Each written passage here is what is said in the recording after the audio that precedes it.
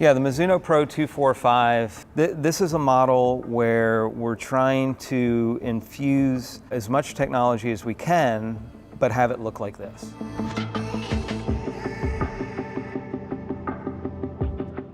When you look down at this, or you look at it in the bag, this is very much a muscle back look.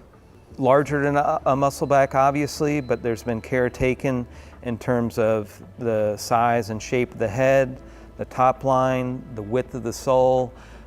This is not an oversized golf club. It is larger than a muscle back, but it's still a player's iron. It's a player's iron that has an awful lot of ball speed and an awful lot of forgiveness, but it's all hidden. Actually, with the Mizuno Pro 245, there's one thing that we did cosmetically different than the 241 and the 243.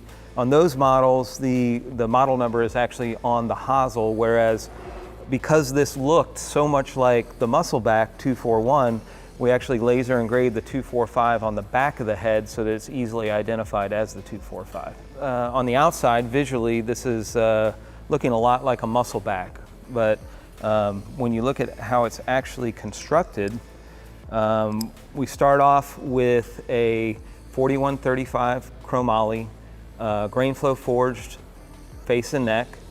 You can see the multi-thickness design here. You can really feel how thin the face is. The 4135 material being the strongest in our toolkit of materials for our Grain Flow forging process, we're able to go very thin. And this is the thinnest face that we have within the family here. Also, we have a 47-gram tungsten weight that is welded within this back piece here.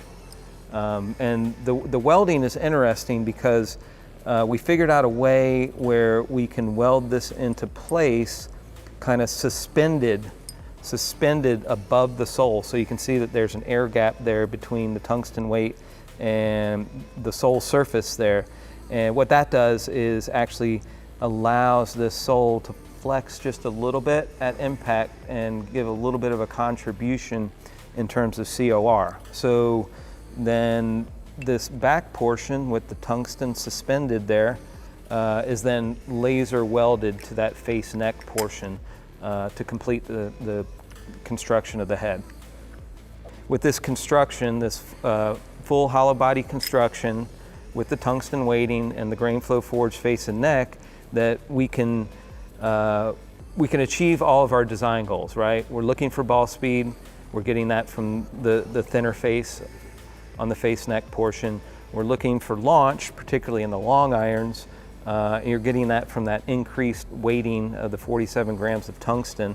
And the hollow body construction is naturally going to have a kind of a deeper center of gravity. When you're looking at the entire set, the construction that I just described is the 2-iron through 7-iron. The 8-iron is a very similar construction, but because now we're getting a little bit more loft on it, and now we want to do something a little bit different with the center of gravity, the tungsten goes away. And on the 9 pitch and gap wedge, those are actually 1025 mild carbon steel with partial hollow. And that partial hollow is there to, again, affect the mass properties of the head, because once you get to those higher loft club heads, we actually want a higher center of gravity to flight the ball down.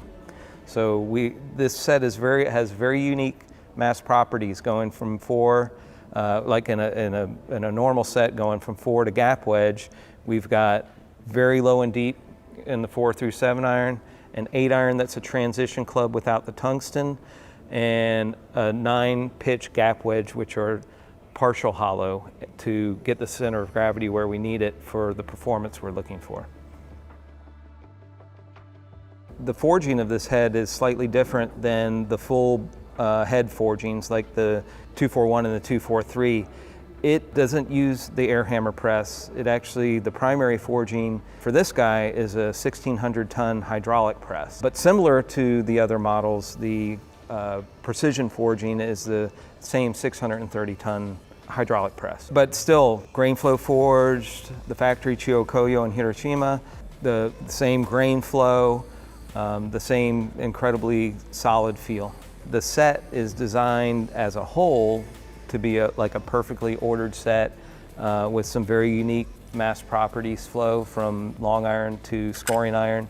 And it's designed to work really well as a set.